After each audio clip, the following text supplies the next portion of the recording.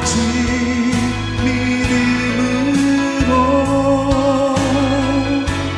믿음으로 내가 살리라. 함께 봉독하실 하나님 말씀 히브리서 11장 6절 말씀 되시겠습니다. 저와 여러분이 한 목소리로 함께 봉독하시겠습니다. 믿음이 없이는 기쁘시게 못하나니 하나님께 나아가는 자는 반드시 그가 계신 것과 또한 그가 자기를 찾는 자들에게 상 주시는 이심을 믿어야 할지니라. 아멘. 저희는 지난 4주 동안 믿음에 대해서 살펴보고 있습니다. 믿음이 무엇인지, 또 믿음이 있으면 어떤 일들이 일어나는지, 내 믿음대로 되라 라는 말씀들이 성경에 여러 곳에 나타납니다. 그 믿음이 있을 때 일어나는 놀라운 역사들이 있다는 것입니다. 그래서 믿음이 무엇인지, 그리고 그런 믿음이 내게 있는지 없는지, 없다면 어떻게 그 믿음을 가질 수 있는지, 그 믿음은 믿음으로 들어갈 수 있다는 겁니다. 그렇지만 그렇게 가진 믿음은 흔들리기 쉬운 겁니다. 마치 갓 태어난 아이처럼 연약하다는 겁니다. 어떻게 그 믿음이 강해지는지, 또 그 믿음이 어떻게 자라가는지, 이제 끝으로 우리가 믿음이 어떻게 전해지고 우리는 어떤 믿음을 소유할 것인가. 믿음에도 우리가 하나님을 기쁘시게 하는 것이 믿음이 하나님을 기쁘시게 하는 것이 아니라, 오늘 이 본문을 보면 하나님이 계시다는 것과 하나님이 자기를 찾는 자에게 상 주시는 이심을 믿을 때 하나님의 기쁨이 된다는 겁니다. 우리 자녀들도 부모님의 말을 믿는다는 겁니다. 근데 그가 알고 그가 따르고 있는 그 부모님을 어떻게 인식하느냐에 따라서 그가 부모님께 기쁜 아들이 될 수도 있고 참 부모를 슬프게 하는 아들이 될 수 있다는 것들을 잘 알고 있습니다. 근데 하나님을 기쁘시게 하려면 하나님이 계시다는 것과 하나님이 자기를 찾는 자에게 상 주시는 이심을 믿어야 된다. 이 두 가지가 있어야 된다는 겁니다. 우리는 지난 아침에 우리는 믿음에서 무엇을 믿느냐? 베드로전서 2장 9절처럼 믿음의 결국은 영혼 구원이라는 겁니다. 구원에 있다는 겁니다. 그래서 우리의 영혼이 구원을 받았다는 그 확신, 그 구원의 사건은 지금 일어나지 않을 수도 있습니다. 하나님이 정하신 때에 그 구원의 사건들이 일어나는데, 그 믿음을 가지고 우리는 이미 구원받았다는 것으로, 미래에 일어날 일이지만 이미 받았다는 것으로 우리는 확신할 수 있다는 겁니다. 그것이 믿음이라는 겁니다. 그 구원의 확신이 오기 위해서 우리는 죄사함에 대한 확신이 있어야 된다는 겁니다. 우리는 죄사함을 다른 표현으로 구속이라고, 죄사함 곧 구속함을 받았다는 겁니다. 이것은 우리 예수님이 십자가에서 피 흘려 주시고 죽으심으로 그 피로 우리를 사셨다라는 말이 되는 겁니다. 그 죄사함이 믿어지면 우리는 우리가 하나님과 갈라져 있던 것이 다시 하나님과 연결되면서 생명이 흘러온다는 것들을 확신할 수 있게 되는 겁니다. 그런데 그 죄사함의 확신은 어디서 오느냐 하면 하나님의 사랑이 부어질 때, 하나님이 세상을 이처럼 사랑하사 독생자를 주셨다라는 것들이, 그 하나님의 사랑이 깨달아질 때에 우리는 죄사함의 확신이 오고, 죄사함의 확신이 오면 구원의 확신이 따라온다는 것입니다. 그러므로 우리는 오늘의 현실이 아무리 어려울지라도 여기서 구원될 것이라는 겁니다. 벗어나게 될 것이다. 세이브 될 것이라는 겁니다. 오늘 이 전염이 아무리 창궐한다 하더라도 그 가운데서 세이브 될 것이다 라는 겁니다. 그것이 구원이라는 겁니다.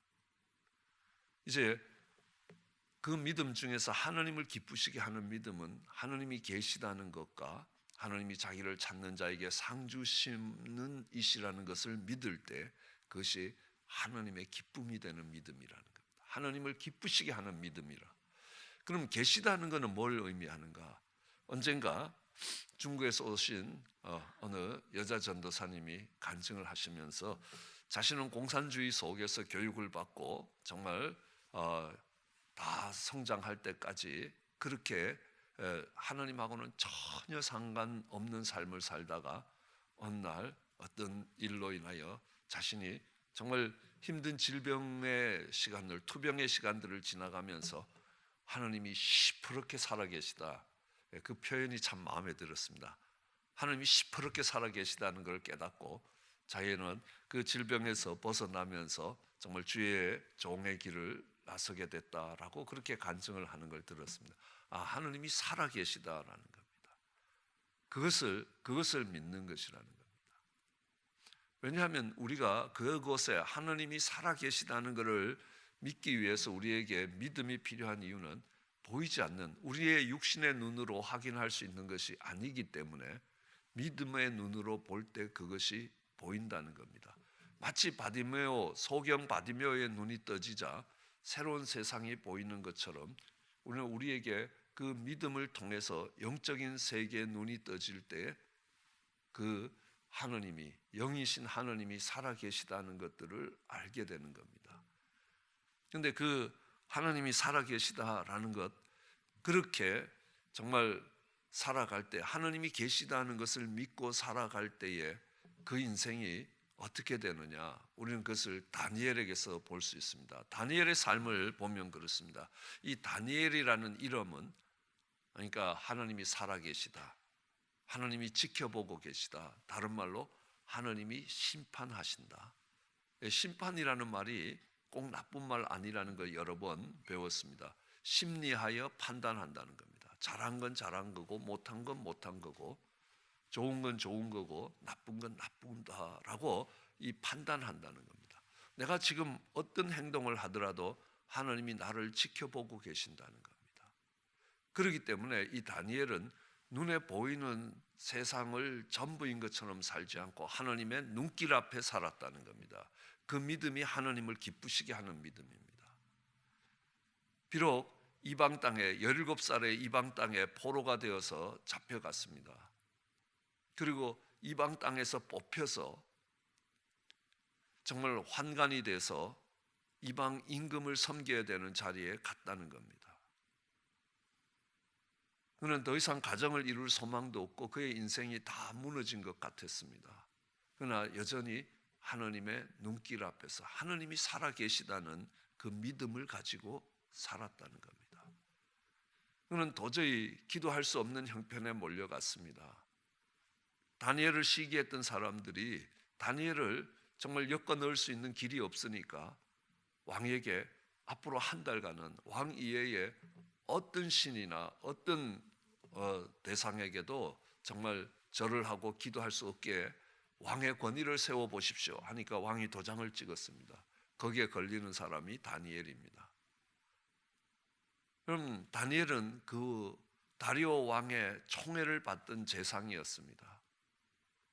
그냥 문만 닫아 걸고 혼자서 방 안에서 기도하면 누가 재상의 집을 수색하겠습니까? 아무도 못합니다. 그러나 아니라는 겁니다. 하나님이 살아계시다는 겁니다. 나는 세상의 권세가 아니라 하나님의 권세 아래서 살아가는 것이라 하고 그는 문을 열고 평소에 하는 것처럼 예루살렘을 향하여 정말 하루에 3번씩 기도하며 감사했던 겁니다. 그걸 보면서 저는 하나님의 눈길 앞에 산다는 겁니다. 하나님이 이 계시다는 거 우리 요셉을 통해서 살펴볼 수 있습니다. 요셉은 형들의 손에 팔려서 종으로 애굽에 갔습니다.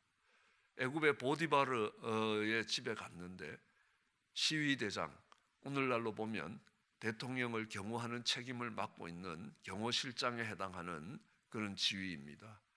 그 집에 이제 종으로 팔려갔습니다. 그 보디바르 아내의 유혹을 받습니다. 요셉이 그 유혹을 거절하면서 뭐라고 이야기합니까?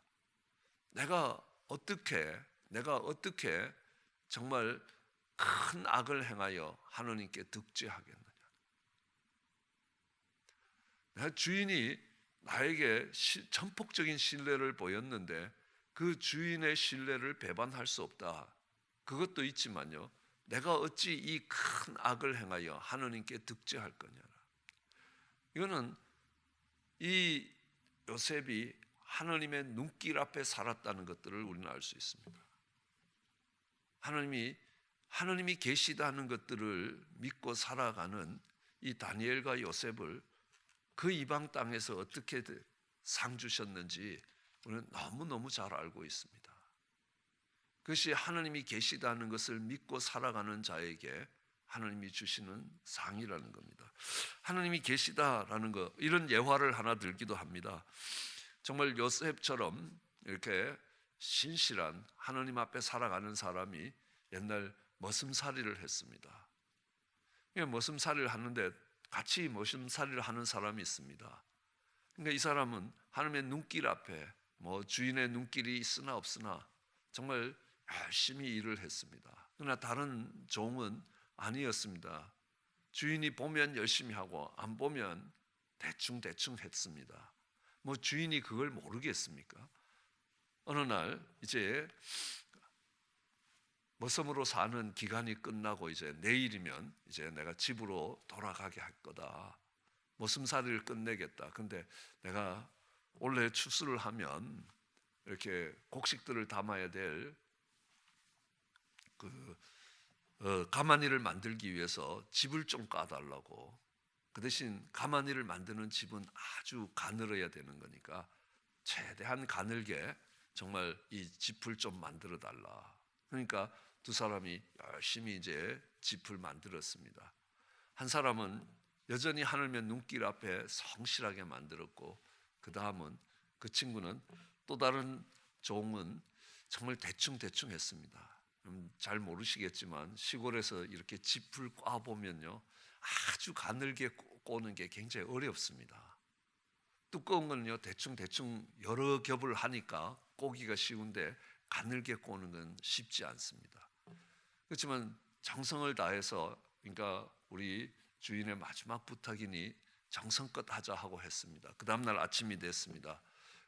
꼰집을 들고 오라는 겁니다. 들고 갔습니다. 그러니까 창고문을 열더니만 여기에 있는 엽전을 갖고 갈 만큼 갖고 가라는 겁니다.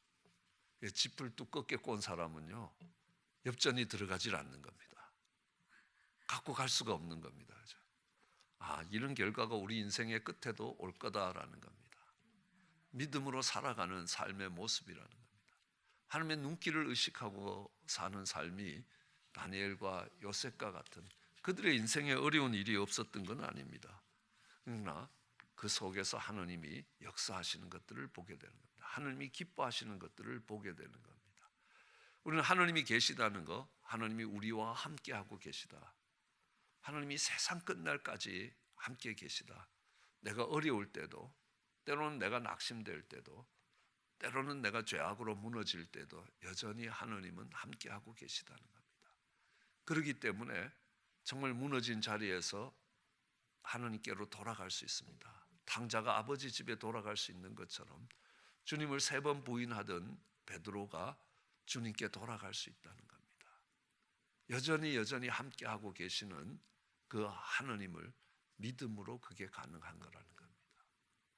내가 아무리 무너져도 하나님은 나를 받으실 것이다. 그러면 뻔뻔스럽게 돌아갈 수 있다는 겁니다. 그 믿음으로 세워지는 의는 우리에게 굉장히 뻔뻔스러움을 만든다는 겁니다. 내가 3번 부인했지만 주님께 갈 거다라는 겁니다. 내가 아무리 무너졌을지라도 일어서서 주님께 갈 거다라는 겁니다. 왜요? 주님이 함께하고 계셨기 때문에. 그리고 주님이 보호하고 계시고 정말 우리를 인도하고 계시다는 겁니다. 시편 23편에 우리가 노래하는 우리의 목자 되신 하나님은 어떤 하나님이시냐? 나의 목자라는 겁니다. 양떼들과 항상 함께하고 있는 선한 목자라는 겁니다. 양떼들의 형편을 늘 살피는 선한 목자라는 겁니다. 그가 우리를 푸른 초장에 누이신다는 겁니다. 그리고 우리를 인도하고 계시다는 겁니다. 쉴만한 물가로 인도하고 의의 길로 인도하신다는 겁니다. 우리 인생이 무너졌을 때도 다시 소성시켜 주신다는 겁니다. 다시 일으켜 주시고 다시 회복시켜 주시는 주님으로 계시다는 겁니다. 내가 사망의 음침한 골짜기를 지날 때에도 나를 보호하신다는 겁니다. 지팡이와 막대기로 보호하신다는 겁니다. 예, 원수 앞에서 상으로 베푸신다는 겁니다. 내 인생에 필요한 것들을 공급해 주신다는 겁니다. 프로바이드. 그리고 정말 내게 기름을 부어 주신다.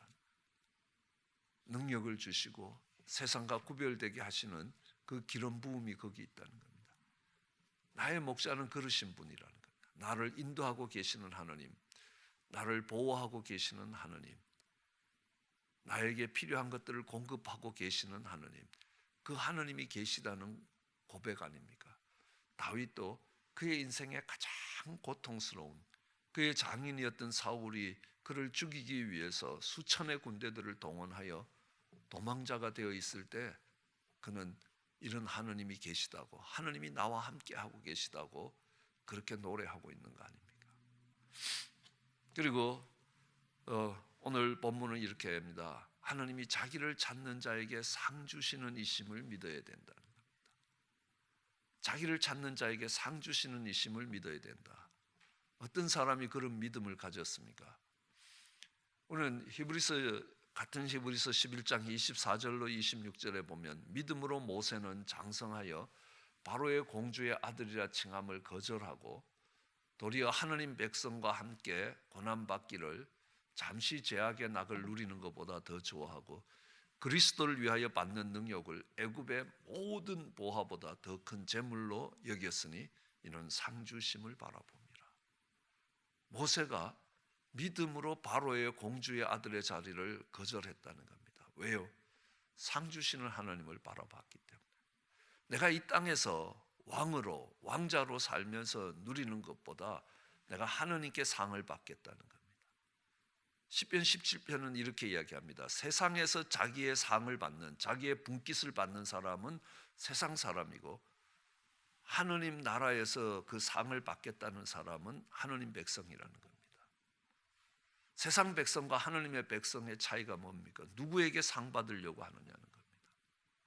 내가 열심히 교회 생활을 했습니다. 그런데 이 땅에 살아가는데 필요한 돈이 필요한 거냐는 겁니다.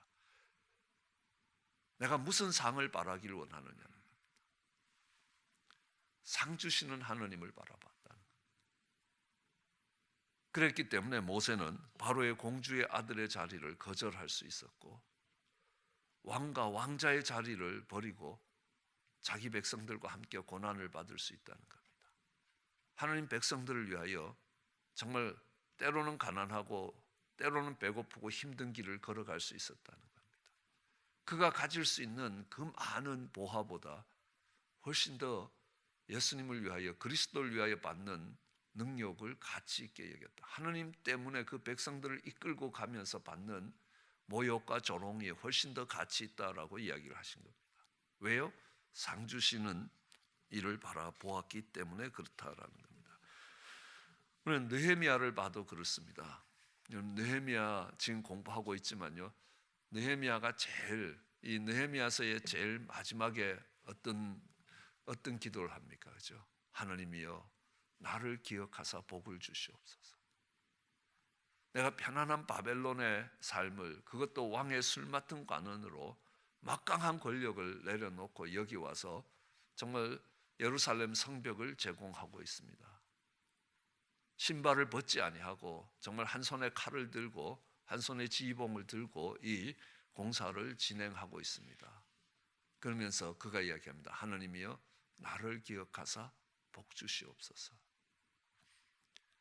그는 총독으로서의 녹을 받지 않았다라고 이야기합니다. 가난하고 힘든 백성들이 있었기 때문에 아무것도 요구하지 않았다는 겁니다. 그러면서도 또 이야기합니다. 뭐라고 이야기하냐면 느헤미야서 5장 19절에는요. 내 하나님이여 내가 이 백성을 위하여 행한 모든 일을 기억하사 내게 은혜를 베푸소서. 내가 이 백성들을 위해서 내가 했던 모든 일을 생각하십시오.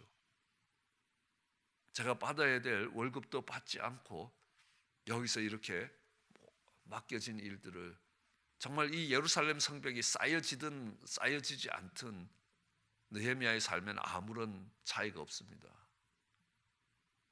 그러나 하나님 이 백성을 위하여 했던 모든 일을 생각하시고 내게 은혜를 베푸소서.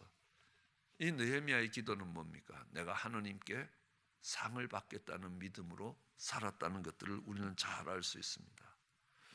그래서 우리가 하나님을 찾아가면, 하나님을 찾으면 자기를 찾는 자에게 상 주시는 하나님이시라는 겁니다.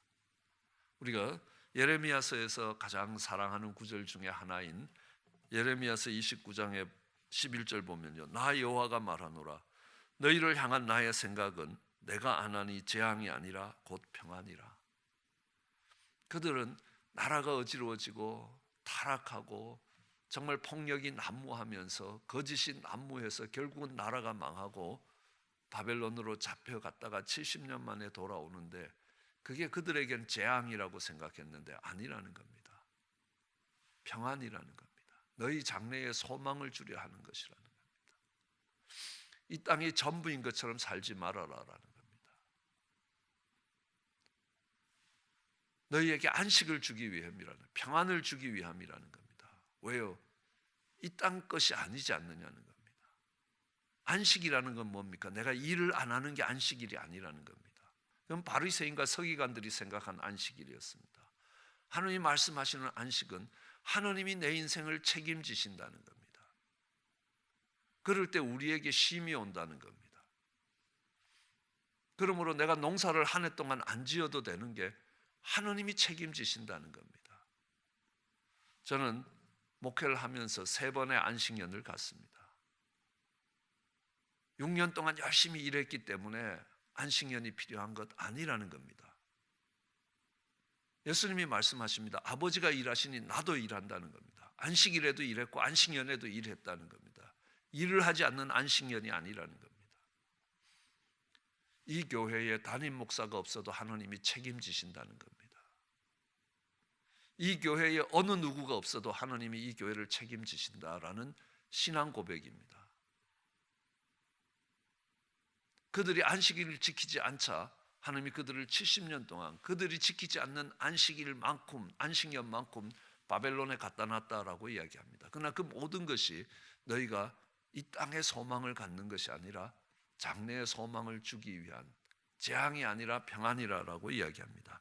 그리고 너희는 내게 부르짖어 와서 내게 기도하면 내가 너희를 들을 것이라. 그리고 너희가 전심으로 나를 찾고 찾으면 나를 만날 것이라. 나 여호와가 말하노라 내가 너희에게 만나지겠고 너희를 포로 중에서 다시 돌아오게 하되 내가 쫓아보냈던 열방과 모든 곳에서 모아 사로잡혀 떠나게 했던 본 곳으로 돌아오게 하리라. 나 여호와의 말이라. 내가 지금 너희를 포로로 쫓아낸 것처럼 보이지만 너희가 정말 이 땅의 것들을 찾지 아니하고 하나님을 찾게 만들 것이고 너희가 전심으로 나를 찾게 되는 그때에 내가 너희로 돌아오게 만들 것이라는 겁니다. 하나님을 찾는 자에게 하나님이 상 주신다라는 것들을 약속하고 있습니다. 그러면서 이야기합니다. 정말 젊은 사자는 굶주려도 하나님을 찾는 자는 정말 줄이는 법이 없을 것이다 라고 이야기합니다. 모든 좋은 것에 부족함이 없으리로다. 자기를 찾는 자에게 상 주시는 하나님을 믿으라라는 것입니다. 그래서 하나님을 찾되 정말 너희가 은을 구하는 것처럼 보배를 찾는 것처럼 그렇게 하나님을 찾으라라고 이야기를 하고 있는 것입니다. 네, 그래서 바울도 이야기합니다. 빌립보서의 형제들아 내가 아직 잡은 줄로 여기지 아니하고 오직 한 일 즉 뒤에 있는 것은 잊어버리고 앞에 있는 것을 잡으려고 푯대를 향하여 그리스도 안에서 하나님이 위에서 부르신 부르심의 상을 위하여 쫓아간다. 내가 상을 위하여 달려가고 있다는 겁니다.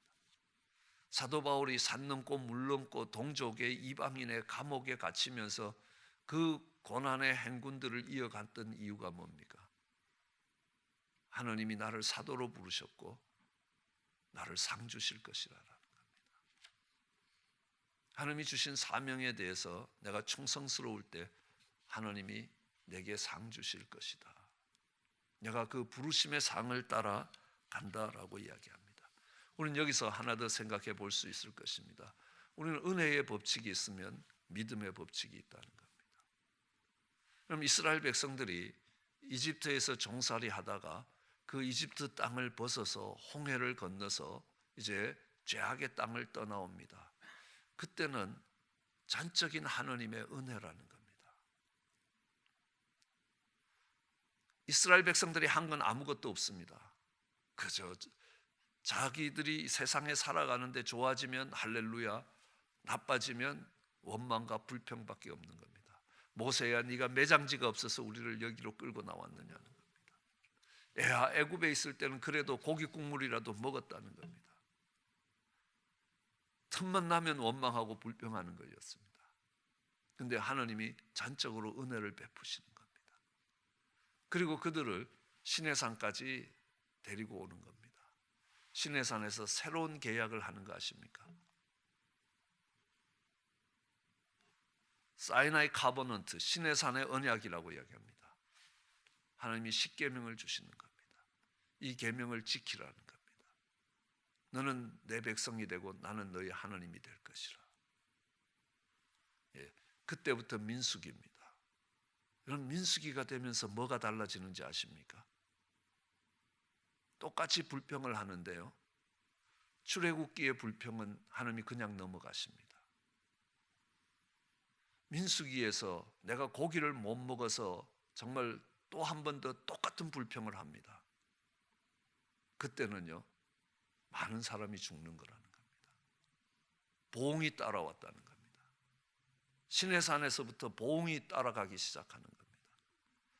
이제 그들이 가나안 땅에 들어갑니다. 약속의 땅이라고 이야기하죠. 그 땅을 축복의 땅이라고 이야기합니다. 그 축복은 어떻게 주어지는 겁니까?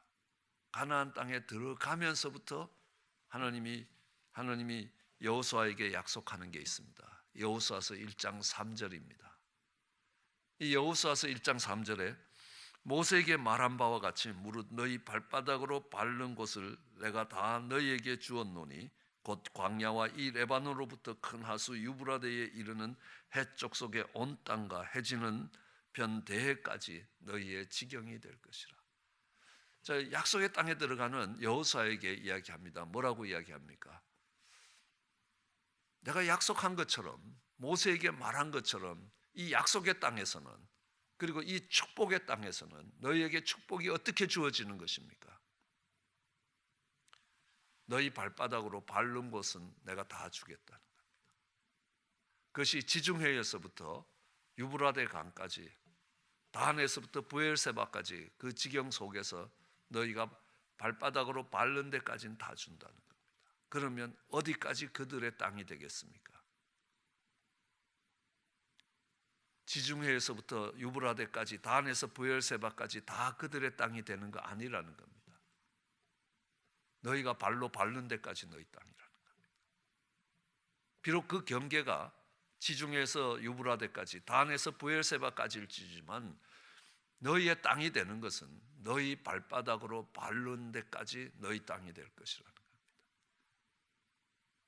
그래서 이 단에서부터 브엘세바, 유브라데 강에서 지중해까지를 거의 다 정복한 때는, 그것이 그들의 땅이 됐던 때는 딱 한 번밖에 없었습니다. 다윗 시대요.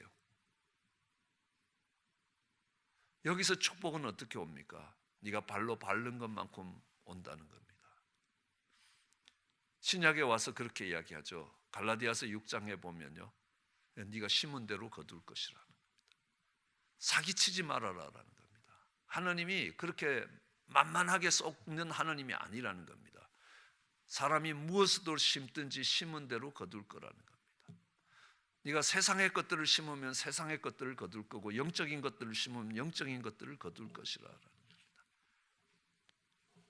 예, 상 주시는 하나님이라는 겁니다. 심은 대로 거둔다는 겁니다.